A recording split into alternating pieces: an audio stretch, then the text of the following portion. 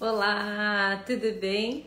Nosso último esquenta hoje, muito especial, com um tema bem gostoso e bem fácil da gente conduzir com os nossos alunos a partir do momento que a gente abre para o conhecimento.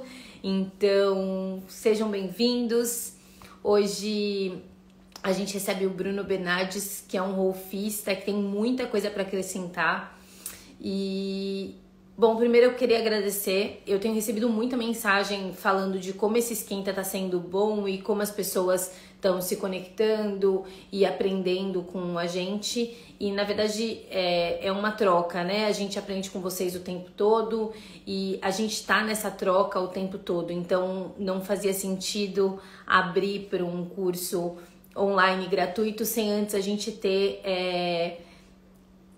essa contaminação, né? E essa rede que é o Winner. Então, muito, muito obrigada.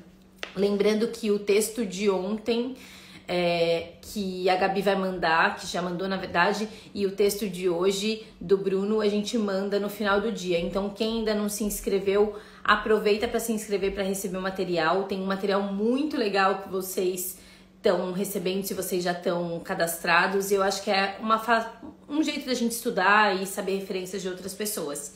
E lembrando que segunda-feira a gente começa nosso curso Sentir, Pensar e Criar, que está maravilhoso, cheio de coisas funcionais através de autoconhecimento e cuidado e que a gente pode passar para os nossos alunos. Então vem muita reflexão, vão ter algumas coisas práticas para vocês já colocarem em prática e é um conteúdo completamente novo. Então vocês nunca viram aqui no Inner, é bem autoral, a gente criou para vocês. Bom, já vou chamar o Bruno para a gente já começar. Vão entrando, quem vocês quiserem convidar para estar aqui com a gente. Ele já vai entrar. Oi, Bruno. Oi, tudo bem, Bruna? Tudo bem com você?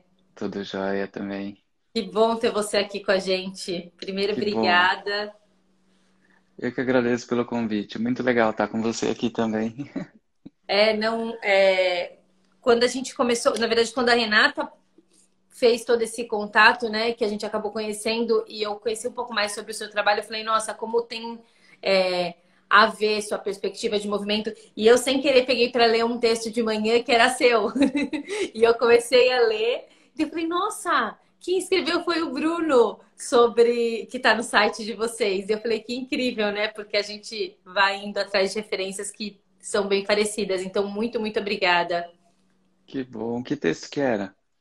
É um falando do diafragma, hein? O Ah, diafragma e tá. o Wolfen. Sei, sei. Esse texto, na verdade, foi o. Ele é um material que a gente tem que fazer no meio da formação, para tentar, para a gente ver se entende alguns contextos e tal, né? Porque no contexto do Rolfing a gente vê a pessoa como um todo, sempre, o tempo todo, né? Dentro dos campos que ao qual ela pertence, seja ele espiritual, emocional, dentro da estrutura. Então a gente sempre olha a pessoa como um todo, apesar de trabalhar na estrutura, né? No corpo. Que incrível.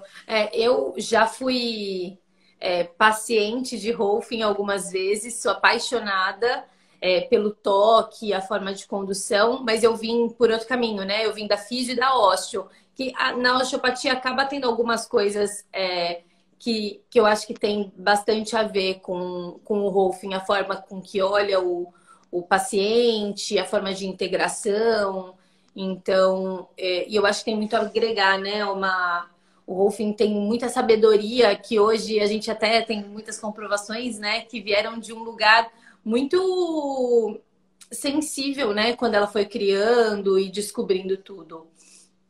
Exato. E essa semelhança com a osteopatia não é à toa. Foi uma das disciplinas que a Aida Rolf estudou quando ela estava tentando buscar o meio que ela queria para criar, para ajudar as pessoas a serem mais integradas na relação com a gravidade, né? A gente fala principalmente do yoga, da homeopatia e da osteopatia. E hoje a gente bebe muito de várias outras técnicas, incluindo a osteopatia.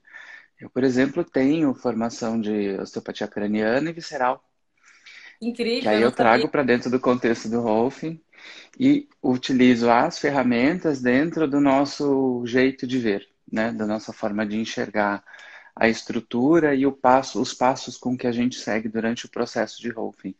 Que, na verdade, mais do que um trabalho que tem uma sequência de territórios, é uma sequência de experiências funcionais que a gente quer que sejam ganhas ao longo do tempo, ao longo do processo, né? Com certeza, com certeza. No Inner eu por muito tempo fiquei buscando como eu ia conseguir ter essas ferramentas que eu tinha na mão, né? E daí a gente veio com esses acessórios. E eu vejo como é possível a gente integrar, né? E bebendo das fontes e descobrindo formas com que a gente consiga dar acesso para os alunos de forma, principalmente no movimento, né? Que nem sempre a gente pode estar perto e achar jeitos de melhorar essa consciência, essa autoescuta através do movimento, do autotoque ou de algum acessório. Uhum. Sabe que o uso de materiais dentro do contexto do Rolfing, ele é relativamente recente. Ele já existia por conta dessa agregação de educação somática, vinda de Eric Franklin também é recente e tal, mas mais uma ferramenta de percepção interna do que quando um rolfista francês que veio da dança, o Hubert Godard, quando ele vem, ele começa a trazer para o Rolfing o contexto do relacional, né? Que eu tenho o meu contexto interno, mas eu também tenho o meu contexto relacional, o meu contexto externo, né? E aí ele começa a usar os materiais com o que a gente chama de objeto relacional, Incrível. né? Que é a relação com o toque, a relação com o espaço, né? A gente usa muito bola, bambu, como no Inner também, o É. uso dos materiais. Incrível. Eu entrei para esse mundo, né? Porque eu vim da dança e eu fui descobrindo esse mundo mais do corpo como saúde através do método Franklin, que Hum, ele aplica muito em bailarinos e eu fazia muito curso em Nova York e tinha essa sensibilização e comecei a perceber, eu falei, opa, tem um viés do movimento que é muito potente, né? E daí eu fui migrando do Franklin para educação somática, para físio, para ósteo e fui desenrolando até criar o Inner. não, o trabalho do Eric Franklin é muito legal, o uso de imagem, né? Que vem o pessoal antes dele, o pessoal da Ideoquinesis. É fantástico. O uso É, do trabalho com imagem, com material é incrível. A gente eu bebe tenho muito dessa fonte também. Eu tenho uma lembrança muito que foi um divisor de águas que eu estava fazendo uma aula de balé e daí ele começou a utilizar imagens, não sei o quê, e meu corpo começou a ir para lugares que eu nunca tinha sentido, e não só disponibilidade interna, mas o corpo no espaço se movimentando de uma forma completamente diferente. Eu falei, nossa senhora, tipo, eu só quero me movimentar desse jeito, né? E foi para mim um divisor de águas. Eu acho que essas técnicas têm muito para agregar, né? Para a gente sentir e se perceber enquanto corpo no espaço. Com certeza, com certeza. O... Eu não sei se você lembra, não sei se a gente se falou, mas eu sou professor de yoga de formação anterior, né? E é interessante porque no contexto do yoga a gente acaba ficando muito na percepção interna, né? E na verdade a gente não acaba fazendo a questão relacional de novo, né? Dos objetos, o que é o fora. E aí a dança traz muito esse aspecto também, de você poder se integrar na relação com o chão e com o espaço para o movimento poder aparecer, Sim. né? E nas posturas de yoga, quando você traz esse trabalho, é muito interessante. Não, e muda completamente, né, o contexto do corpo em movimento, do nosso corpo na relação do espaço, na dança. Às vezes a gente escuta muita gente falando em processo criativo. Nossa, mas aqui dentro tá borbulhando. Só que quando você olha, o corpo tá praticamente intacto, né? E daí, Uhum, conforme vai tendo estímulos, e daí eu acho que essas técnicas entram de forma muito agregadora, porque você vai vendo o diálogo do interno com o externo. E isso para o movimento, e hoje a gente sabe que para todo o tecido facial e para organização desse corpo mais com essas tensões positivas no espaço é muito importante, né? Para uma com saúde certeza. corporal. Com certeza. E quando é interessante, né? Porque quando a gente fala, a gente tem falado muito sobre fáscia, né? Todo mundo tem Muito. falado muito sobre fáscia.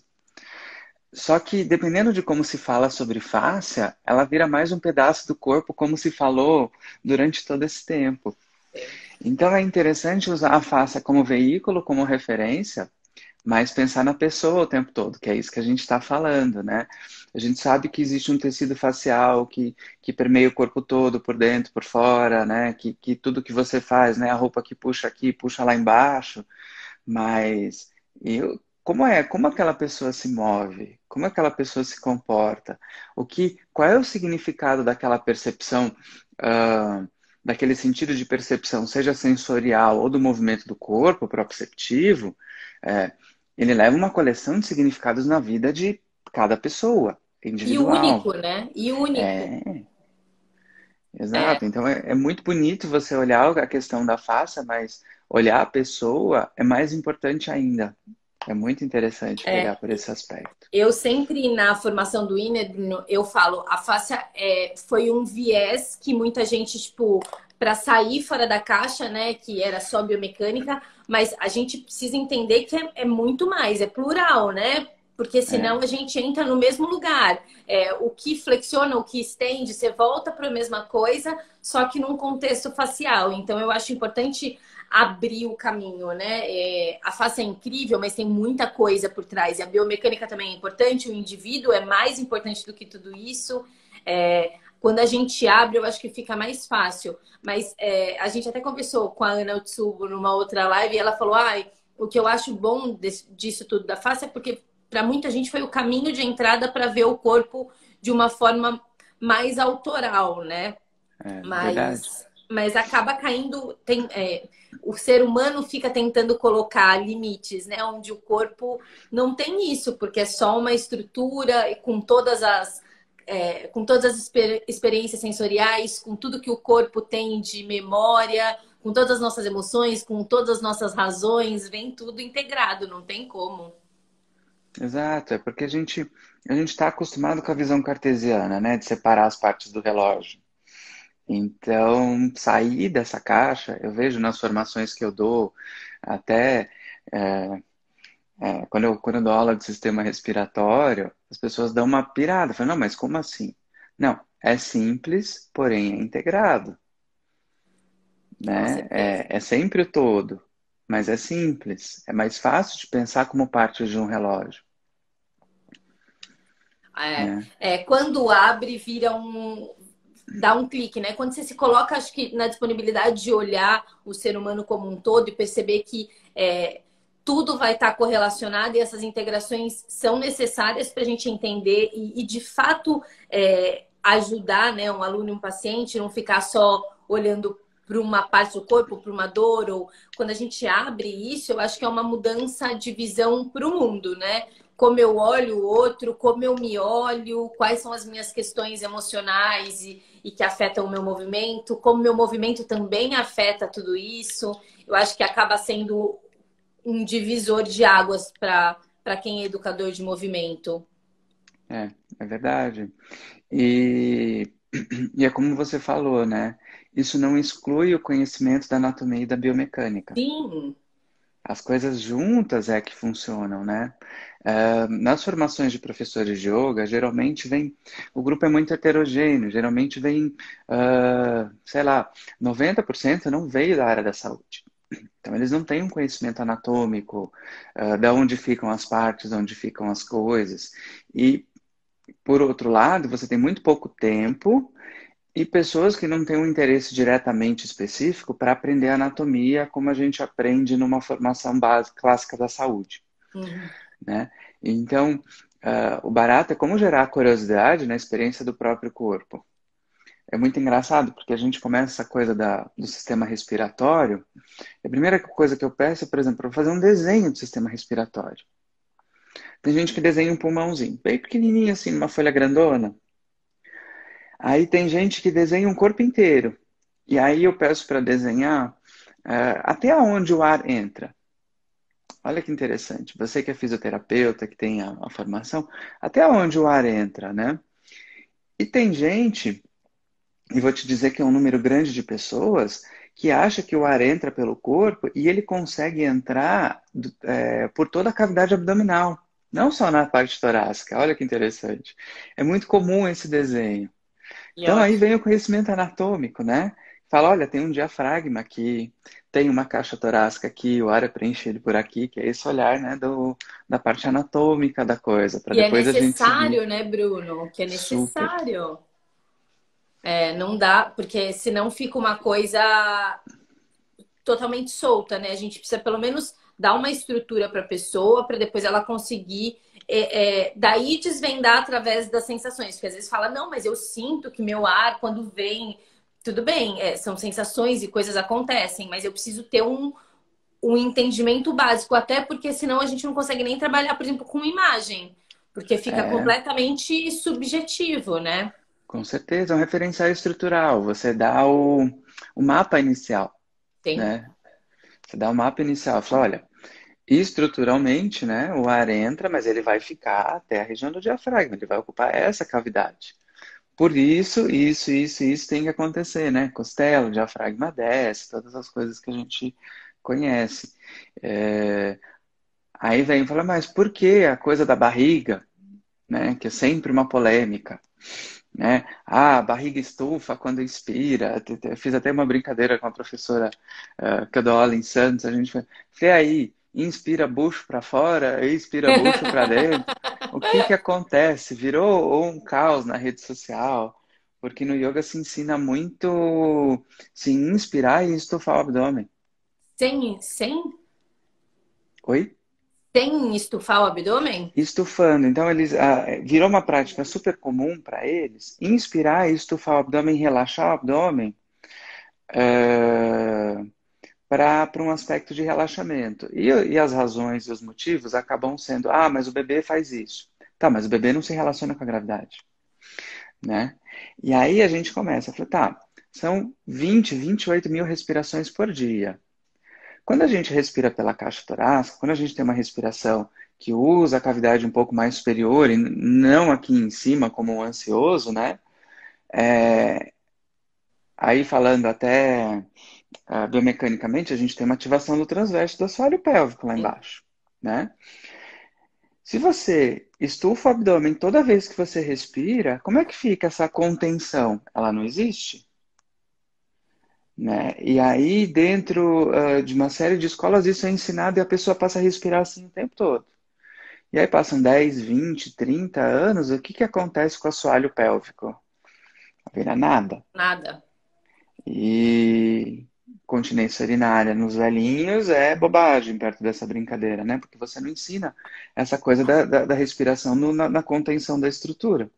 Não, e é louco isso, né? Porque a gente teve até dentro do INER uma conversa com a Laura Della Negra e a gente tem estudos hoje que mostram que gente da nossa idade, 35 anos com incontinência. E daí as pessoas perguntam, Nossa. mas por quê?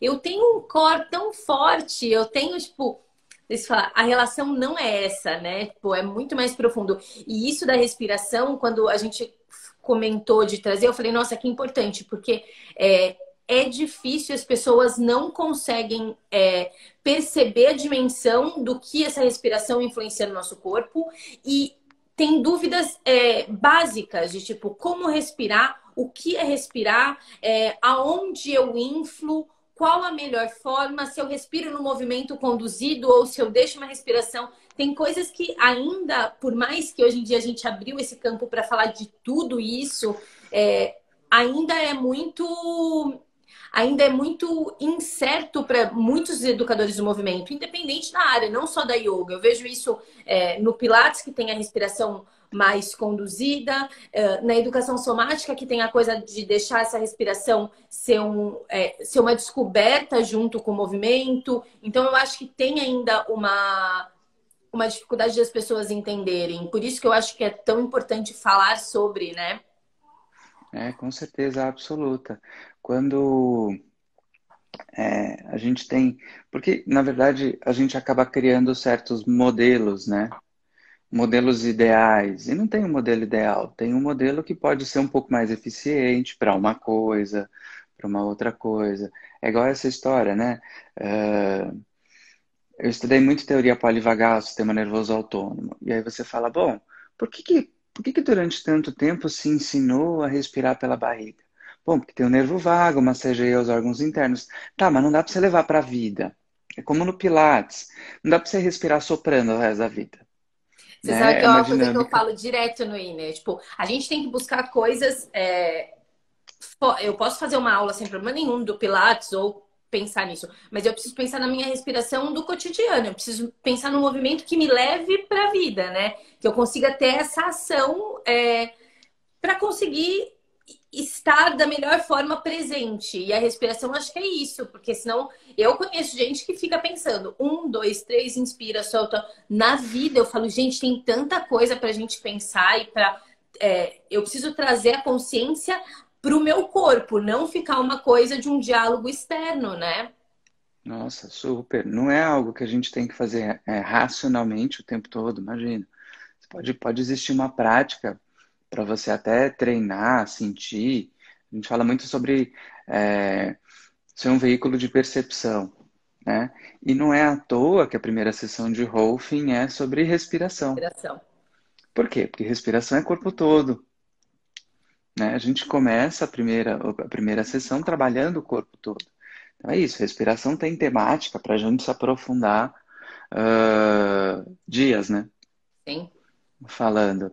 E a gente fica revisitando. Se você for pensar no contexto do Rolfing, a gente olha a respiração o tempo todo, mas as sessões que a gente fala de número ímpar, elas voltam para a respiração. Então, quando você fala, por exemplo, numa terceira sessão que abre linha lateral, o que você está falando? Né? De um quadrado lombar que amarra a costela, que amarra a linha lateral, que me solta dos braços. Numa quinta, que me abre e deixa pessoas livres para o meu diafragma poder abrir. De uma sétima, que trabalha meu crânio e deixa todo esse sistema livre para poder respirar. E tudo tá ligado com respiração. É Exato. louco, né? Porque quando a gente fala, a Dani depois pediu para mostrar como é uma respiração melhor, né? Mas é louco que quando a gente começa a falar da respiração, a gente começa a falar de tudo, né? Porque automaticamente a gente liga com o escaleno, que a gente liga com costela, que a gente liga com o posicionamento da clavícula, tem a ver com o nosso estado, com o nosso corpo no mundo, né? Porque tá tudo correlacionado. Qual a relação que a gente tem com pessoas, com o assoalho pélvico, com a base dos pés, acaba indo para um contexto geral, né?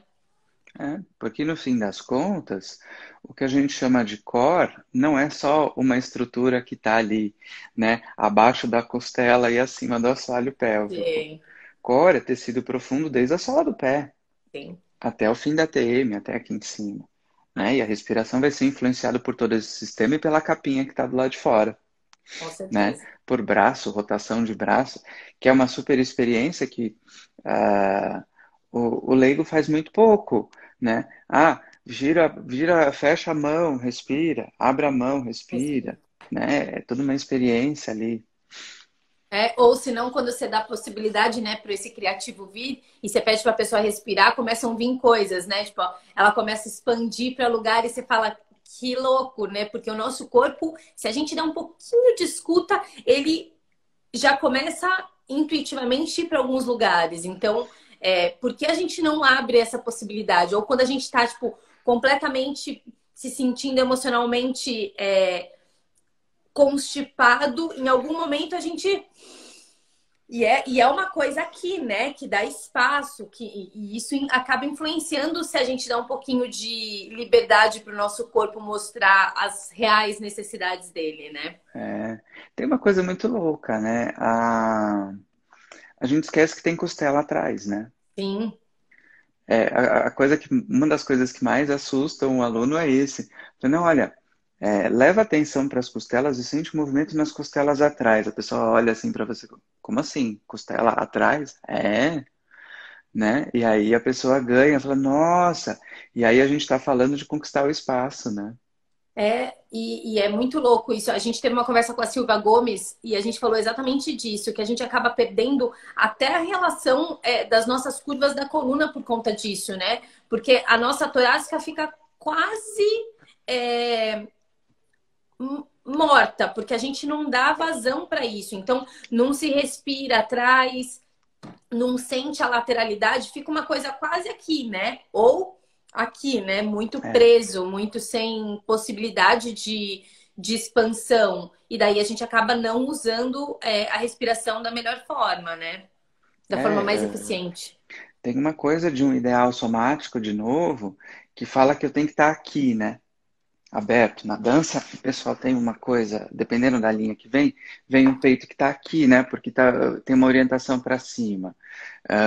Em algumas linhas de yoga, você tem essa coisa do peito aberto, com a torácica toda retificada, que respira só pela boca do estômago, né? E isso vai criando uma coleção de padrões e lacunas de percepção. Você vai Sim. criando uns buracos negros que a pessoa vai perdendo a percepção porque engaiolou aquilo, né?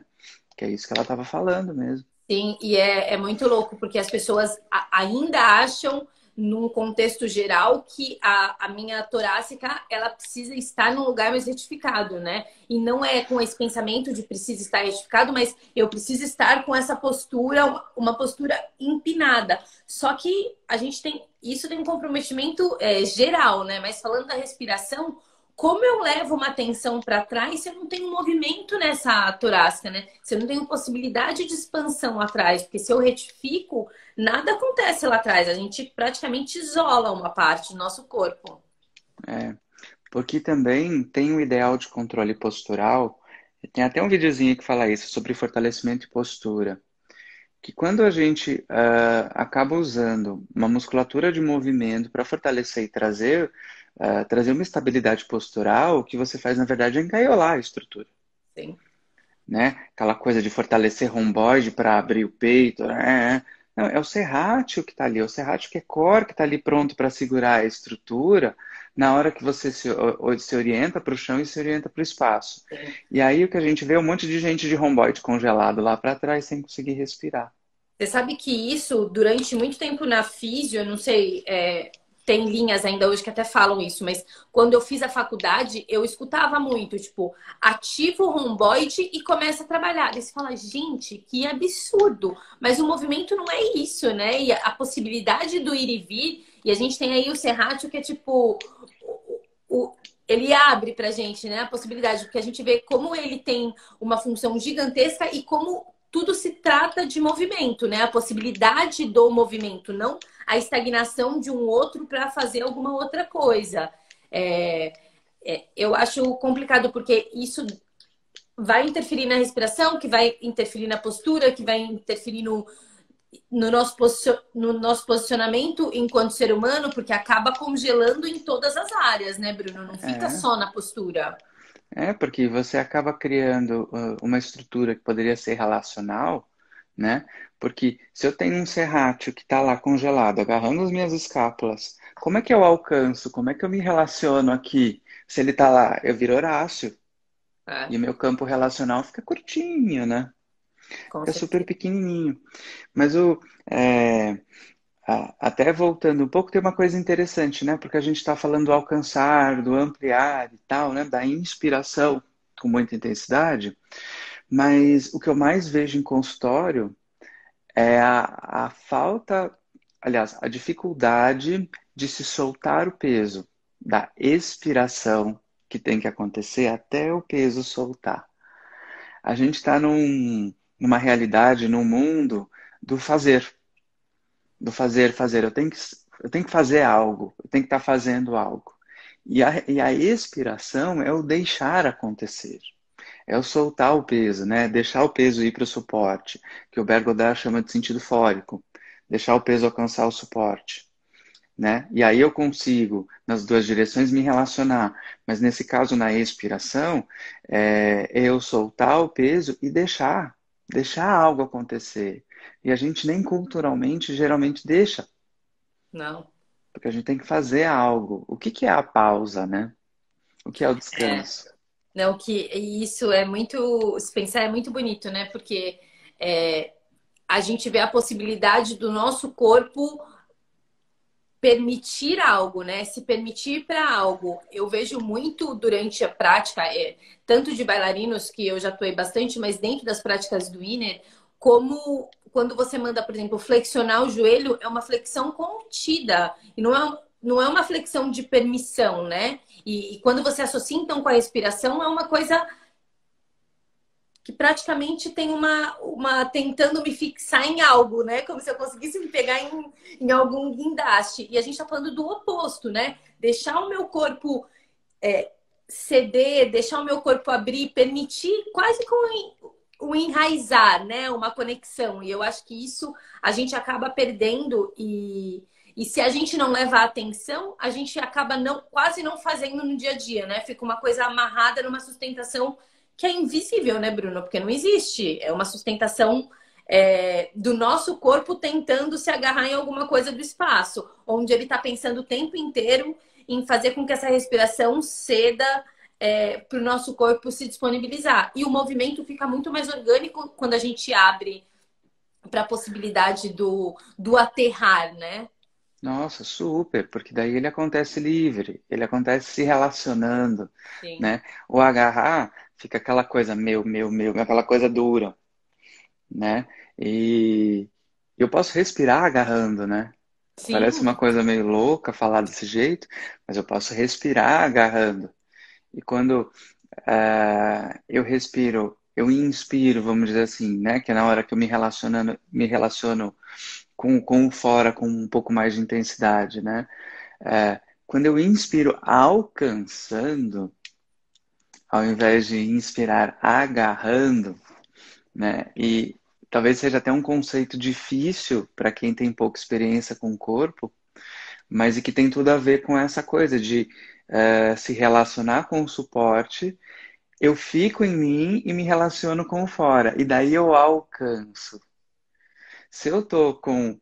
eh, Se eu saio de mim, eu agarro, sim. E né? isso para um educador de movimento, né? Pensando, tipo, não só no sentir, mas em como a gente vai passar, tem uma correlação incrível, né? Porque eu preciso ter o meu centro e estar em mim para conseguir me relacionar com o outro, porque senão não existe relação. Principalmente na educação do movimento, né? Como você vai propor para ele alguma coisa se dentro não está apropriado, né, Bruno? É, e que tem tudo a ver com corporização, né? Com com a experiência vivida no próprio corpo. Seja ela um conhecimento, seja ela um movimento, mas a experiência vivida no próprio corpo que eu interiorizei e agora eu consigo relacionar e consigo enxergar no outro, porque eu vivi aquilo, Com né? certeza. E essa é a grande pegada do educador somático, seja ele um rolfista, seja ele um cara do movimento somático, de onde quer que seja, é essa coisa do embodiment, né? Dessa corporização que tem que acontecer. Eu falo que é assim que eu, quando preciso, atendo 9 clientes, com trabalho manual às vezes, e que eu não me machuco. Nossa, a gente falou sobre isso com o Fernando. É, de- É, e é incrível, né? Eu escutava muito quando eu só clinicava, porque aqui nos Estados Unidos eu não estou clinicando.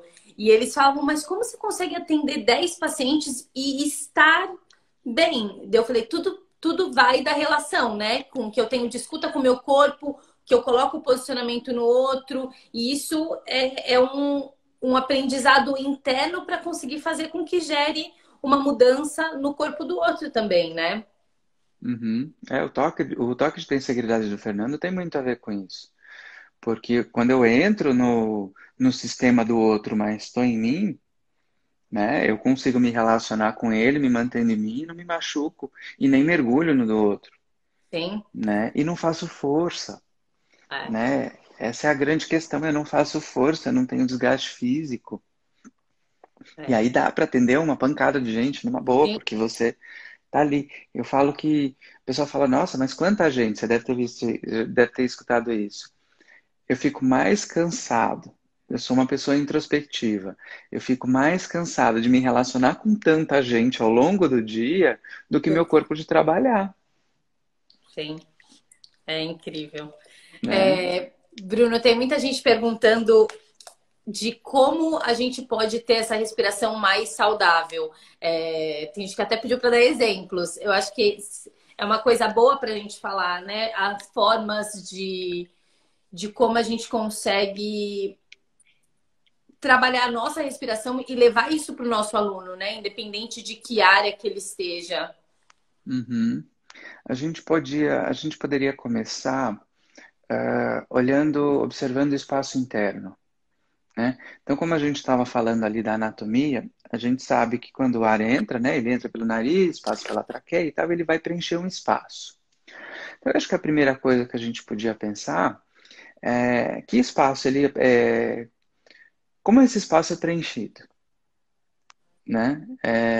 Eu acho que ao invés da gente trazer respostas, a gente fica trazendo perguntas e o Sim. corpo responde, né? Então, como esse espaço é preenchido?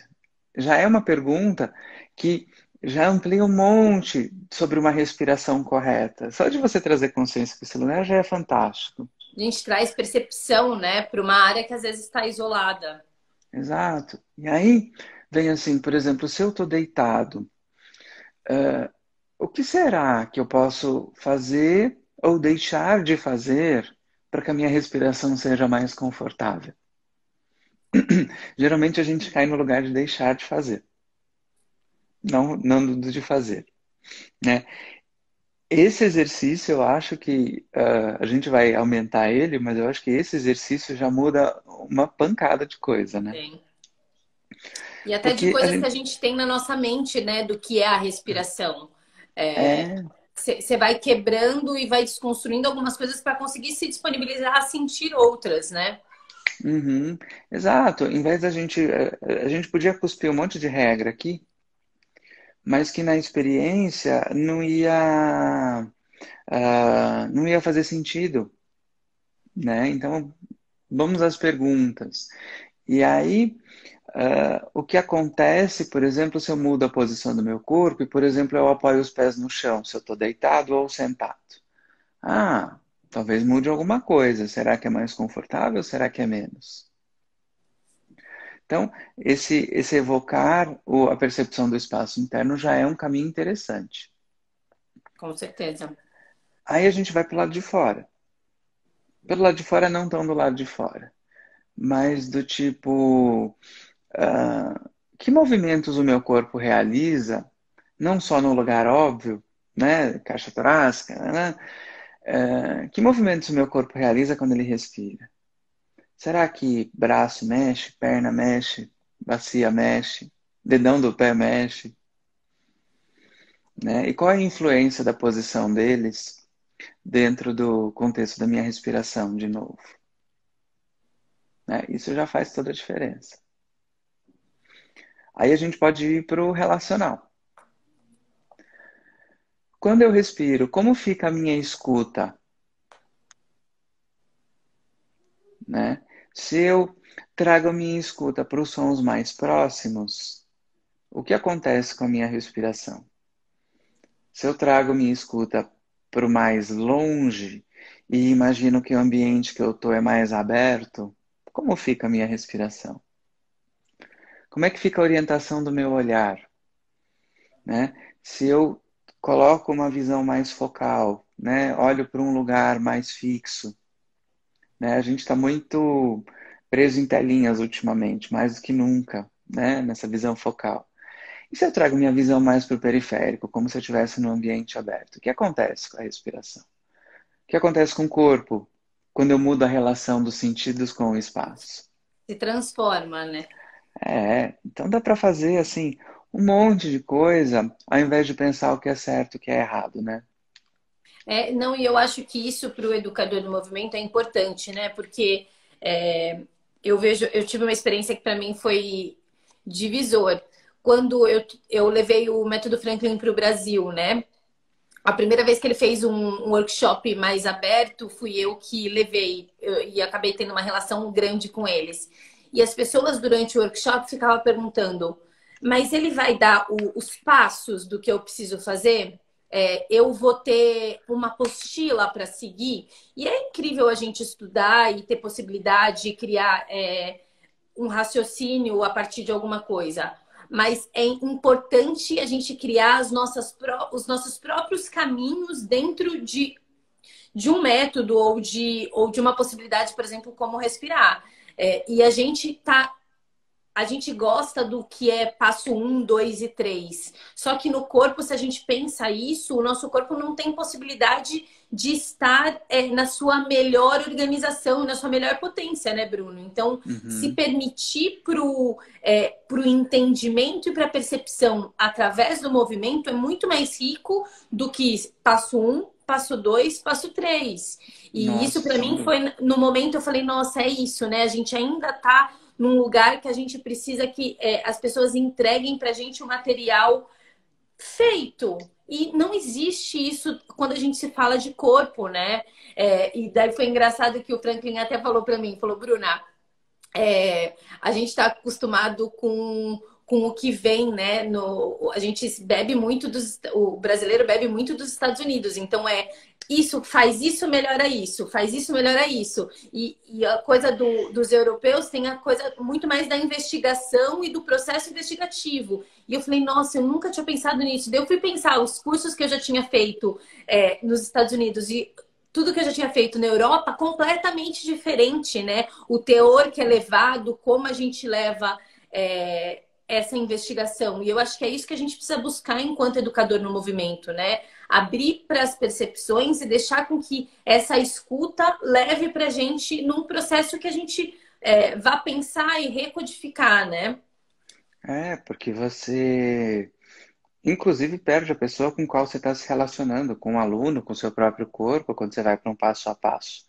Porque o passo a passo é uma metodologia, ok, é super legal para aprender, mas e depois, né? Sim, Você sabe que no Rolfing você tem isso, né? Porque você tem, na verdade, as 10 sessões, que é uma receita, só que é uma palavra muito sábia, né? Porque receita serve para quê? Para você cozinhar algo, para você aprender a cozinhar algo. Quando você aprende, por exemplo, você pega uma receita de pão. Primeira vez que você vai fazer pão, o que que você faz? Você vai lá, pega a receita, transforma farinha, água, né? Sal, em pão. A partir do momento que você já sabe como fazer pão, você não precisa mais da receita. Você já sabe quais são os passos para você chegar na onde você quer. Você pode até variar, né? E quando é que você aprende a variar? Quando você aprende a cozinhar, que tem tudo a ver com o que você está falando. Quando eu vivencio no meu corpo, eu me liberto daquilo fixo que eu aprendi, porque eu vivenciei, eu sei o que é necessário e eu posso seguir e criar asa, que é super importante, né? Eu tive uma professora de formação, a Mônica Caspari, que foi uma que foi uma professora de movimento muito especial. Ela deu aula no mundo inteiro, porque ela conseguiu, ah, como professora e como aluna até do Hubert Godard, desse francês, trazer uma visão muito simples, mas ao mesmo tempo muito sofisticada da coisa. E ela tinha uma, um contozinho que ela falava assim: a barata perguntou para a centopeia como é que ela fazia para andar com tanta graça, com tanta beleza e com tanta sincronia. A partir do momento que a centopeia parou para pensar como é que ela fazia para andar com tanta graça, beleza e sincronia, ela nunca mais conseguiu andar. Porque não dá para pensar. Não é uma coisa corticalizada, é vivenciada, né, Bruno? com certeza. Com certeza. E, Bruno, sem colocar certo e errado, entendendo as formas, né? Tem técnicas que têm respirações esquematizadas, né? Então, Pilates tem a respiração, a yoga tem respiração. O Inner, na verdade, trabalha com o entendimento da respiração própria de cada pessoa. Então, a gente deixa na investigação. Mas qual ponto você daria para a pessoa pensar sobre, ou refletir, ou fazer com que o aluno dela tivesse mais entendimento sobre dessas técnicas que têm a respiração mais organizadas? Eu diria que é uma coisa que eu sempre falo para os meus clientes e alunos, é essa coisa de perceber o movimento da caixa torácica e perceber a estabilidade que isso traz para a parte baixa do tronco. Perfeito. E perceber que esse lugar, muito provavelmente para a maioria de nós e para o longo prazo, ele pode ser mais benéfico por uma questão de estabilidade e por uma questão de orientação para a gente seguir numa percepção mais profunda. Então, eu acho que essa é a questão principal. Percepção de que esta área realmente é a que deve ser preenchida de ar, anatomicamente falando, e perceber o quanto estável eu fico no meu corpo quando isso acontece. Que, na verdade, é o transverso e o assoalho pélvico funcionando, né? E o quanto de dor a gente poderia evitar se só esses dois toquinhos fossem dados, sabe? Uma estabilidade lombar, uh, uma continência urinária válida, uma respiração que não acontece no pescoço, como nos ansiosos. Ela tá pensar num campo que esse lugar de caixa torácica já ajuda um monte. Acho que não precisa de muito mais do que isso. E tem uma relação muito bonita aqui quando a gente abre para esse olhar da respiração, a liberdade que o movimento dá, né? Eu sempre falo da relação, como nosso pessoas age de forma diferenciada, como eu consigo, por exemplo, trazer o meu joelho para o peito de forma muito mais organizada com um toque simples que deveria ser simples, que é a respiração. Então, abrir para entender que a melhora do movimento vem através dessa percepção dessa caixa, né? Porque a partir do momento que a gente organiza esse estado e faz com que o transverso do abdômen e o assoalho estejam de forma mais sustentada, isso faz com que o movimento fique muito mais orgânico, né? Uhum, com certeza. Tem algumas linhas de educação somática que gostam de usar o campo visceral, né, para orientar. Então, tem gente que, por exemplo, usa, pensa nos rins, né, que anatomicamente realmente está preso no diafragma, que está preso no psoas, que está lá no assoalho pélvico, né, estruturalmente.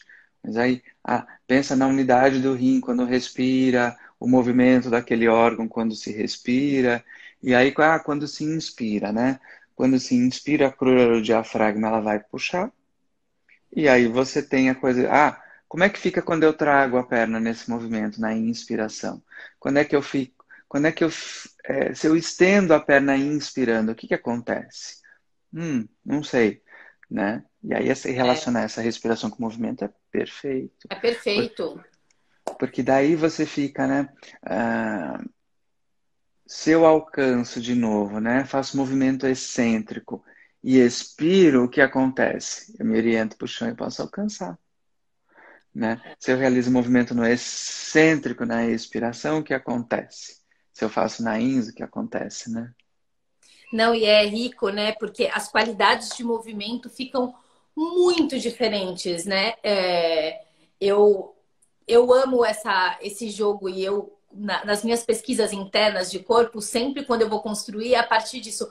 Porque a gente vê qualidades de movimento tão diferentes e ao mesmo tempo tão saudáveis que você fala, nossa senhora, eu preciso levar isso para o meu aluno, para o meu cliente, enfim, porque é a possibilidade de uma descoberta que faz com que eu tenha autonomia do meu corpo, eu me movimento de forma diferenciada. E isso me gera mil possibilidades e possibilidades que geram, por exemplo, cura. O alívio de tensões, não só porque eu preciso ficar colocando uma bolinha ou mexendo ou indo em alguém, mas descobrindo que através dessa autorregulação do meu corpo eu tenho um alívio de tensões, eu tenho uma melhora da percepção, eu tenho diminuição de dor, eu tenho um estado de presença física e emocional muito mais reconhecido, né, por mim. Então eu acho que é fantástico. Você usou uma palavra brilhante, né? Que é autonomia, né? Porque quando a pessoa se percebe e ela se torna protagonista do processo, né? Tudo muda, porque daí é ela que conquistou, foi ela que chegou ali naquele lugar, dentro de um contexto, e que a gente só foi lá, deu uma puxadinha na vela para a direita para pegar um pouquinho melhor o vento, mas que foi a pessoa que estava ali, né, conduzindo. E que daí ela pode fazer isso de forma permanente, para o resto da vida, e se torna o trabalho nosso se torna algo realmente duradouro e, de certa forma, transformador. Sim, não, eu vejo muito como o movimento, através dessa autonomia, ele transforma a forma com que o, primeiro que o instrutor de movimento se coloca para análise, né? Eu me percebo, eu sinto, eu escolho as ferramentas e eu sou coautor, porque na verdade o aluno tem responsabilidade total do processo dele. E eu acho que isso em todas as técnicas, né? Não falando só do Rolfing ou do Inner, mas isso eu Uhum. acho uma coisa importante para qualquer processo de movimento, porque você está mais presente, é mais difícil da pessoa se movimentar no movimento, porque ela sabe exatamente quais são as ferramentas que ela está utilizando. E eu vejo que isso é um. Eu participo de um grupo de Feldenkrais, né? E a gente fala muito disso, que quando eu abro a escuta e me coloco para estar presente, isso faz com que a gente reveja os movimentos, que eu me aproprie deles e que eu faça escolhas saudáveis para o momento que eu estou. Então, hoje o meu corpo precisa ir por esse caminho, amanhã ele pode escolher outro, e me dá muita pluralidade, que eu acho que é o que o corpo precisa hoje em dia, né? Eu acredito muito, Bruno, que o movimento saudável é para qualquer pessoa. Não tem essa de alguns podem fazer e outros não estão abertos. Eu acho que se o instrutor consegue achar um viés de investigação, por mais que seja no começo inconsciente para esse aluno, a gente vai gerar transformação, vai gerar percepção, ele vai refletir sobre, e daí é um processo que vai a vida inteira. É brilhante isso, porque na verdade, eu estava até conversando com um amigo, a gente estava falando, né, que as técnicas de movimento, né, vamos dizer assim, as diferentes técnicas que a gente tem para trabalhar um aluno, né, ou como a gente fala no yoga, os asanas, quando você trata ele, essas técnicas ou as posturas de yoga como, ao invés de tratar elas como respostas prontas, você trata elas como perguntas cujas respostas vão sendo respondidas, e a cada vez que você pergunta, que você volta para aquele lugar, vem diferentes respostas, porque nunca vem a mesma. Eu Não. nunca fiz nenhum trabalho que eu tenha repetido outras vezes que tenha me trazido respostas diferentes. Porque eu sou uma pessoa completamente diferente a cada dia, meu corpo está diferente, o corpo do meu aluno está diferente, né? As respostas que o meu corpo me deu não vão ser a mesma do aluno, né? Ele vai trazer uma coleção diferente que vai aumentando, né? Nosso repertório fica gigante, infinitamente maior do que a apostila do curso, inclusive, né? Então, é essa riqueza de repertório que a gente vai ganhando quando a gente trata esse trabalho como uma coleção de perguntas, né? Certeza. E abre muito para a gente entender que o nosso corpo é integrado, né, Bruno? A partir do momento que a gente fala, a gente está falando de respiração, a gente não está falando de outra coisa. Mas isso faz com que eu veja o nosso corpo, o corpo do nosso aluno, de forma integrada. Então, tudo vai influenciar e tudo vai fazer com que a gente gere percepção e autoconhecimento. Então, é muito rico. É, E é muito engraçado porque durante muito tempo a gente usava as coisas segmentadas, né? Então a gente mal correlacionava, por exemplo, o diafragma com o nosso abdômen ou com o que estava acontecendo, né? Com essa estabilização do transverso, da relação de pessoas, com os pés, nem a gente nem se falava muito. E hoje a gente hoje não, né? Porque, por exemplo, o Rolfing já fala disso há muito tempo, a Ósseo já fala disso há muito tempo, a dança era mais intuitiva, mas também falava. Mas hoje a gente tem a possibilidade de falar nas técnicas como um todo. Então a gente consegue levar esse olhar para o Pilates, consegue levar esse olhar para o yoga, para um funcional, para o CrossFit, uhum. porque a gente está falando do nosso corpo, e o nosso corpo tem diversas formas de se movimentar. Então é legal que a gente abre o campo de que isso é só para um lugar mais somático e de autopesquisa e leva isso para o campo do movimento, que pode ser qualquer um, né? Pode, absolutamente qualquer um, qualquer trabalho, né? Dentro do contexto dos diferentes esportes, né? Porque não adianta a pessoa experienciar aquilo que a gente traz dentro de uma aula se ela não consegue experienciar aquilo na vida, né? Então, quando a gente fala, por exemplo, do agarrar, né? Eu tô com eu brinco que no consultório às vezes encosta um ônibus de pessoas parecidas e vem todo. Eu tô com uma manada de tenistas agora. E todos agarram a raquete com uma força e começam a ter uma dor horrorosa no ombro, no braço, que vai catando respiração, vai catando todo mundo, né? Não, mas que tal usar menos o polegar e usar mais o core da mão? Agarrar menos, né? E aí você começa a falar, nossa, é verdade, começa a trazer para o contexto, segurar a faca, mas eu gosto de cozinhar. Ah, que tal usar essa experiência que você está trazendo aqui para mim, para quando você estiver cozinhando na hora de segurar a faca? Nossa, eu percebi que eu seguro a faca com muita força. A pessoa começa a perceber, agarrar o volante, né? E Escovar os aí, dentes. escovar o dente, eu até falei essa semana, destruidor de escova, né? Porque a escova fica uma coisa toda assim, com tanta força que a pessoa faz. E aí, tá no trânsito, agarra o volante, né? Agarra o volante, sobe o ombro, cadê a respiração? Putz, já foi pro espaço, Não, né? e gera ansiedade, né, Bruno? Você pensar no padrão, né, do corpo Nossa. faz com que gere uma ansiedade. Porque, por exemplo, São Paulo tem a questão, por exemplo, de trânsito, de Uhum, você trabalhar outras coisas. E se você está num estado que não deixa a respiração ser livre e estar presente, só piora, né? Eu acho que a gente vai indo num contexto de fora para dentro e de dentro para fora. Então, é uhum. importante lembrar que eu posso usar a respiração como um regulador. Se eu já estou num lugar de estresse, se eu paro, penso, organizo e penso qual a forma com que eu estou trazendo isso para mim, isso também me regula emocionalmente, né? E aí eu levo a respiração como um processo simples meditativo.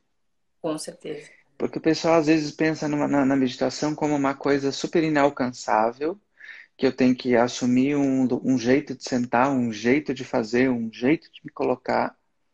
Mas que tal eu só ficar presente na minha respiração durante um tempo? Só fazer isso. Fazer nada, né? Fazer nada está faltando ultimamente, Sei. né? E aí a gente pensa nesse processo que é meditativo, que é essa meditação inalcançável, que, eu não consigo, é Não é para impossível, mim, né? Não é para não é mim. para mim, é. E que, tá, e se eu me volto para a respiração quando eu estou dentro do carro?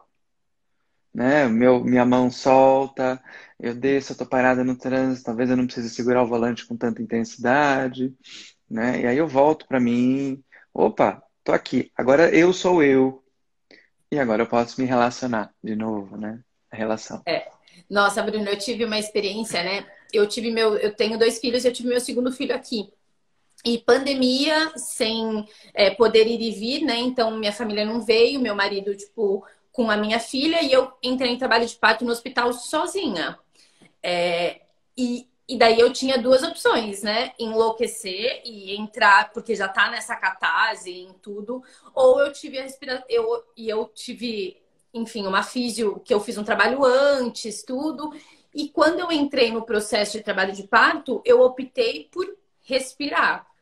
E daí eu passei 6, 7 horas, 8, 9, sei lá quantas em trabalho de parto, e eles falavam: Nossa, eu nunca vi uma grávida tão tranquila. E não é que eu estava tranquila, né? Eu estava no processo todo, com as contrações, mas eu usei a respiração e o entender que eu precisava ficar no meu corpo, que eu não poderia ir para fora, porque se eu fosse para fora não ia ter ninguém para me voltar, do que. E para mim foi uma experiência incrível, porque a respiração me ajudou acalmar, eu me regulei, eu dei espaço para vir esse processo de contração e tudo, e foi uma coisa que eu jamais pensei que eu conseguiria estar sozinha passando por isso. Mas é uma coisa da respiração, né? Faz com que a gente esteja presente no nosso corpo. E é incrível, porque o nosso corpo, toda vez que a gente leva a atenção para dentro, eu dou uma possibilidade de sentir e de me autorregular que é muito rico e único, né? Nenhum externo faz isso, não tem remédio que faça isso, não tem nada que faça isso. É um processo muito interno. É respiração como suporte, tanto Sim, emocional quanto físico.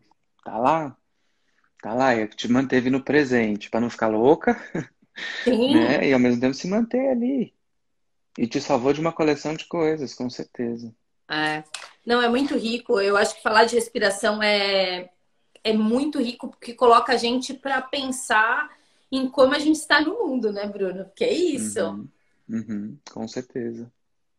Que ótimo. Que ótimo. Que prazer ter você. Bruno, a gente precisa ir encerrando, porque daqui a pouco a live cai, né? Quando É, dá o tempo. Mas eu queria muito agradecer, primeiro por todo esse conhecimento, mas pela forma com que você conduz esse olhar da respiração, né? Que é generoso, que é acolhedor para quem está nesse processo, que é investigativo e que é integrado. Então, muito bom ouvir você falar. Que bom ter você hoje aqui com a gente. imagina, eu que agradeço pela oportunidade e pelo papo. Fantástico Que também. Foi muito delícia. legal trocar. Essa troca foi muito divertida hoje. Foi um ótimo começo de sábado. Que bom, muito obrigada. Obrigada a todo mundo que acompanhou. Para quem perguntou se vai deixar salvo, a gente vai deixar salvo para quem quiser ver depois, enfim. E o esquenta termina de uma forma deliciosa, Bruno. Que bom, que bom. Foi sem querer que você foi o último, mas fecha de um jeito incrível. A gente vai ter semana que vem 5 dias de que a gente vai falar sobre essa construção do autocuidado do ser humano. Então vão ser, o nome é Sentir, Pensar e Criar, então fala desse criativo e dessa autoescuta, até pensando em como a gente como educador do movimento, sendo somático ou não, como a gente consegue levar uma forma mais de percepção e de autoconhecimento para eles, né? De autoescuta, de autonomia. Então, a gente entra segunda repleto de informações com vocês. Obrigada, Bruno. Brilhante, que bom. Obrigado. Até mais. Até. Beijo. Tchau, tchau. Beijo, Um gente. beijo. Obrigada. É isso. Depois a gente manda um texto. Tchau, tchau.